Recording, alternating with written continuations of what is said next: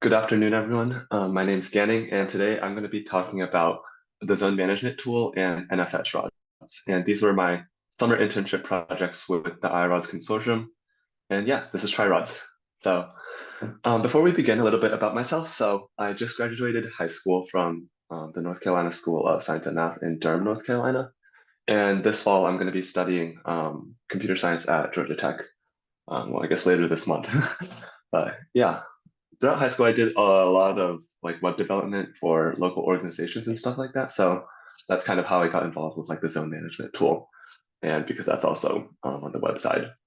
But I also enjoy doing machine learning and just creating random apps in general. That some are fun, some are silly, and some actually do something. I also enjoy swimming. I did varsity swim in high school. I like biking a lot. This is me on my road bike here. Um, I like airplanes and traveling as well. My socials are down here if you want to connect with me. So for a bit of background on the zone management tool, so the ZMT is already pretty good, and it was originally written by Bo and Terrell in 2020. And essentially, you can see it right here, but what ZMT does is it provides the iRODS administrator with a GUI interface with all the information you can want about an iRODS zone. So for example, on this homepage right here, you'll see a lot of health checks. Essentially, these just make sure that the iRODS zone is in good condition and functioning properly. You also can see other zones, servers, resources, users in your zone, groups, specific queries, all that stuff. And yeah, the ZMT was originally written in React for the front end, Material UI for the front end as well, and connects to the REST C++ API backend. And my project this summer would be to make ZMT better. And you might be wondering, well, how do you do that? So let's get into it. So first we add a couple of new health checks to ZMT, and health checks was what I was saying before, like they look like this. They just make sure ZMT is, or your iRODS zone is functioning properly and everything is in good shape. First, we're going to make sure that there are no users in invalid zones. And if there is, we're just going to go ahead and flag that for you. So for example, if there was an invalid zone associated to a user, we would display that user's name and what their invalid zone is to the front end. Additionally, we're going to make sure there's no unused metadata. And what this means is that, for example, if you had a data object that you created and then you attach the metadata to it, but then you go ahead and delete that data object. Now you have this piece of metadata that's just floating in free space and not really doing anything. So we're going to check if we have any of that. And then we're going to flag it to the iRODS administrator if we do. Additionally, we're going to check for Unix file system resources that are about to run out of space. And by the definition of running out of space, we're going to say if they have less than 10 gigabytes of free space left. But this value is very easily customizable. For example, if you want to change it to 25, 100, 1,000 gigs, you can all do that very easily in the code as well. We're going to make sure storage resources have 0 children because they're not meant to have children. We're going to make sure that coordinating resources, so deferred, random, pass-through, load balanced, replication, compound, have at least 1 child.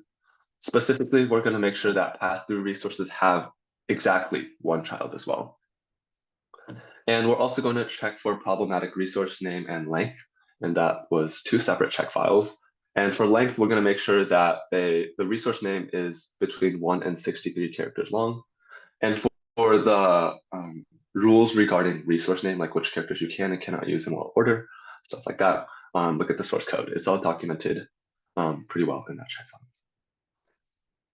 And this is just an example of what the check files, or what the checks actually look like on the front end of ZMT. So for example, no unused metadata. So we're going to check that all metadata is used. And you can see right here in my iRODS deployment, there's a warning shot, meaning I do have unused metadata. If I were to expand this, you can see more information about like how many pieces of unused metadata, what to do if there is unused metadata and you want to delete it. But yeah, so first we add a couple of new health checks, and we also implement some bug fixes to ZMT. So first off, relating to the health checks again, some health checks can be marked as inactive. And we're going to say if a health check is marked as inactive, we're not going to make it run because, well, it's not meant to. So that was a small bug that we had in there before. Additionally, we're going to say, or we're going to make sure that the servers page no longer crashes whenever the user clicks on details, and this is just a small issue with, we're trying to access a key in the JSON from the zone report that doesn't exist anymore, but change that small change and works like a charm now. It's good. And also we changed the 2022 in the footer to 2023 because it's a new year. In terms of new features to the zone management tool, so first, the ZMT will now remember the row count on servers, resources, users, and groups. What this means is, for example, on the servers page, let's say you want to view 10 servers, but on the resources page, you want to view 25 resources, right? What you can do is once you select it, ZMT will actually remember it. So next time when you go to servers, you'll be able to view the 10 servers, and resources, you'll be able to view the 25 resources by default instead of having to pre-select it each time. Additionally, filtering on the users page now searches for name, type, and zone. It used to only search for username, but let's say now you type temp zone into the filter. Now you'll get a list of all the users that are in temp zone. Additionally, ZMT will now work with the new version of zone report in iRODS 4.3.1 that Nishant has been working on. We're also going to support pre-population by URL on specific query. What this means is, so a lot of the health checks that I was talking about before, they rely on, well, they can be made faster. Some can be made faster with a specific query. They will run fine without a specific query, but if you don't have a specific query defined, we will prompt you to be like, if you want this check to run faster, please add this specific query. And this just makes it really easy. You click that button, it'll take you over to a specific query page. All you have to do is click add, and that specific query will be added for you. We're also going to add some more check file structure validation. So all the check files, health checks, each of them is a big JSON file. And we're just going to make sure that the keys and values of that JSON are valid. Small change here, the tab title changes based on which page you're on, so servers, resources, groups, stuff like that. And the favicon matches that of iRODS.org, so essentially like that. Small picture you have by the tab title. ZMT, you can also view ticket information now. So for example, if it's a read-write ticket, when it was created, when it was modified, the ticket string, who created the ticket, stuff like that. Note that you can't create tickets yet because we don't have a ticket endpoint to create tickets. And you can also edit the delay server host name, but note that you can't view the current one because we don't have an endpoint to do that. So yeah, ZMT has been like the first half of my internship around. And the second half, I was working on NFSRODS. And NFSRODS was originally written by many members of the iRODS Consortium in 2019. And essentially, it allows you to interact with an iRODS deployment through NFS with regular shell commands. So right here, you'll see my terminal. I can type ls, and you'll see all the files within my iRODS deployment. And note that I did not need to type ILS or anything like that. So I don't need to learn I commands. I can just use regular shell commands. And specifically within NFSRODS, I was working on issue 167 and 46, making NFSRODS report properly via SP option and making NFSRODS work properly when restarting without remounting. We'll go into more detail on these. So for making NFSRODS report properly via SP option, what this means is whenever an iRODS administrator runs IPS, we want to make sure that NFSRODS reports itself as well, NFSRODS, because IPS, we want to see what's connected to the current iRODS deployment, right? But right now, NFSRODS reports itself as unknown, which is not really helpful. So we thought this was going to be an easy fix, but it turns out that naming like jargon apps, which is what the Java iRODS package, which is what NFSRODS is written in, is not actually supported by jargon. So I made a small code change to startup pack within jargon, and that was pull request 423 in the jargon repository that allows all jargon applications to now name themselves when reporting through IPS. And using this new jargon code, I added some new code to NFSRODS that uses this new jargon code to name itself as NFSRODS, so it's no longer unknown. And for the second issue, for making NFSRODS work after a restart without remounting, we originally thought that this was an issue with the inode numbers, right? So for example, what would happen is if let's say you restarted NFSRODS and then but you did not remount. If you type ls sometimes, you just would not see the files within your iRODS deployment because something was going wrong. And we originally thought this was an issue with the inode numbers because inode numbers, it turns out that they need to be unique and persistent across restarts. And in NFSRODS, we use inode numbers to map. So we have a number like 0, and we're going to map that to a path, right? So 0 maps to path, 1 maps to path, et cetera, et cetera. And it turns out that what we're doing right now is that we're having an incrementer as the inode number. So let's say we come across this one file, your inode number 0. Next file, inode number 1, inode number 2, as we capture more files, so on and so forth.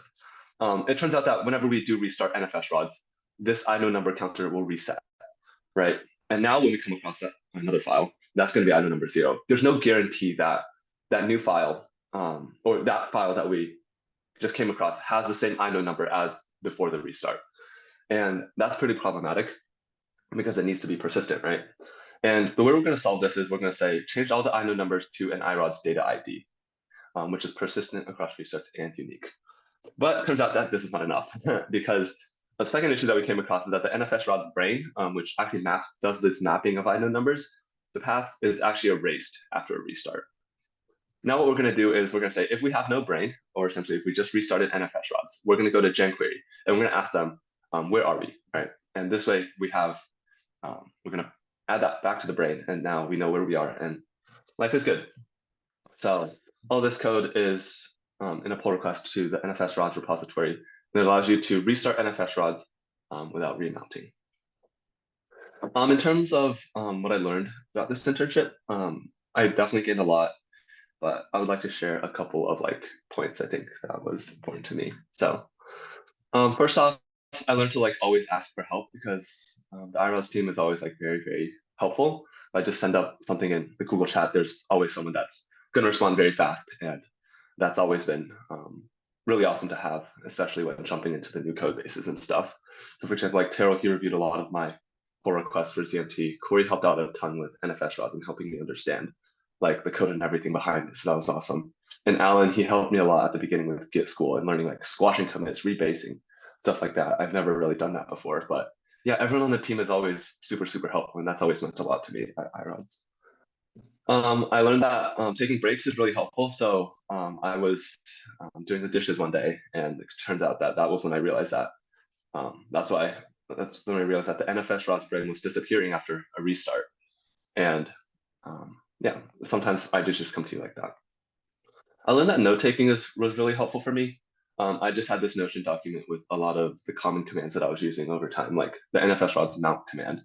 And I would just copy and paste that this way, copy and paste that straight into the code. And this way I don't have to figure out, I have to type that again. You can also create a batch alias for it. So this way it's a lot easier as well. But yeah. I also learned that you don't really need to understand every single detail in all the code bases, because I think having this mental model is really important. It gives you this intuition on where maybe the issue's coming from here, the issue's coming from there. It gives you a starting point to know where to chase after the issue that's happening. I also learned a lot about how to read logs. This was especially important in NFSRODS. I was reading a lot of logs and trying to trace function calls, stuff like that. And also learned a lot about how to print useful logs, what information to print it in, what format to print it in, all that stuff.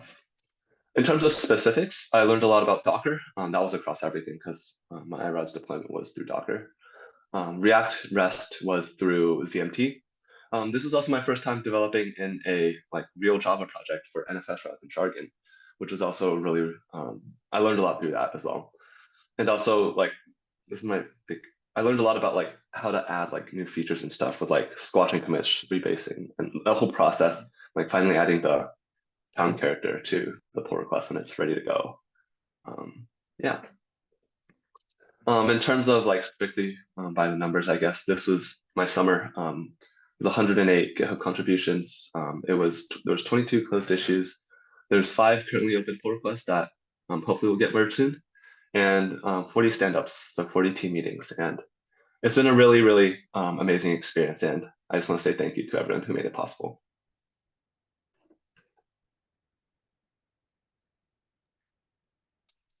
That's great. Okay. Thank you. Yes, I think that pause at the end was long enough, hopefully. No, I mean, now we're going to ask you a question or two. Corey, do you have a question? I guess given that this is your first time working with Java and on a project like this, did you find Java interesting? Like, is it something that you feel like you'd be comfortable using in the future? With like just what was the most interesting part about NFSRODS? Yeah, so I didn't know that like in JavaScript, there's npm install a package, right? In Java, we're using Maven to do all this. So that was my first time using Maven, and it was pretty cool. There's also I learned a lot about like the quirks of like between like how like NFSRODS took like 7 minutes to build on my computer, but like on a Linux virtual machine on my computer as well, that took like 10 seconds. So like a lot of the differences between operating systems, I also learned a lot about that through NFSRODS, which not necessarily was exactly tied to Java, but yeah, I do feel a lot more comfortable like developing future Java projects now, just because like I went through this whole process of like adding a new feature to NFSRODS in jargon, I guess. So yeah, it's definitely been I learned a lot from it, and it's awesome. Yeah. What do you what were you you probably had some expectations for the summer. What was the kind of the most unexpected or most surprising thing? Ooh, okay. Let's Not, see. not necessarily about the code, just I mean it could be about the code. Yeah, But yeah. I think the most unexpected or surprising thing was, hmm, I think just being thrown into like a new code base, like for GMT and NFSRODS, both of these, like the process of being just thrown into there is like it's almost like you're just trying to like figure everything out, and everything's happening so fast. Whenever you click run, it's like, okay, where do I even start looking at this information and looking at the logs and stuff? But I think that like what I learned is that like as you read the code more, get more familiar with it, it just sort of like um, marinates in your brain kind of, and it starts making sense over time.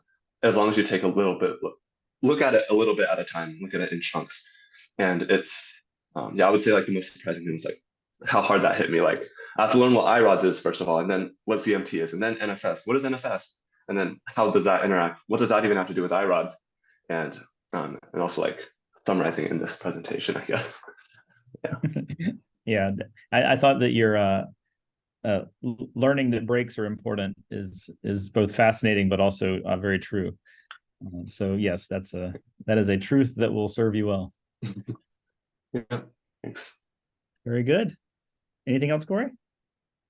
No, just excellent job, Kenny. It was a pleasure working with you. You are a very fast learner. I didn't know what to expect when we threw you into the NFSRODS project, but you handled it very nicely. Good job. Thank you. Totally Thank you. agree. It means a lot. Good job. Thanks a lot. Thank you.